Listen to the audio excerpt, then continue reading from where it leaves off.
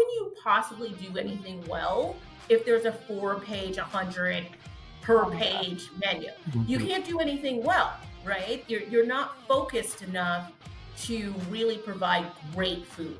So it's the same theory to me. If you have 15 values, how are you focusing on any of them to be able to really focus in and make sure you're delivering on those values? You're not, right? Absolutely. And so it's the perfect comparison to that. And so yeah, I agree. I'm not going to give how many is really great, but I will say that 5 or less would be preferable to me. 12 seems crazy, but I've seen it.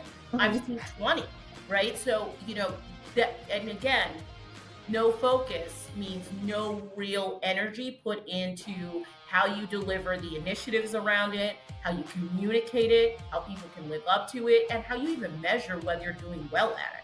A common error is to go too much into the objective to the point that you're not talking about a value. You're talking about a skill. Like recently saw as a value, customer success.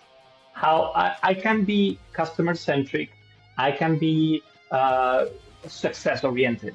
You can call it different ways, try to put some background into it. But customer success in itself, that cannot be a value. Of course, I want my customer to be successful, and I want to be successful around my customers. But that is not a value that anybody can identify with. You need to brand it, reward it in a way that makes sense as a value, as something that I can identify with.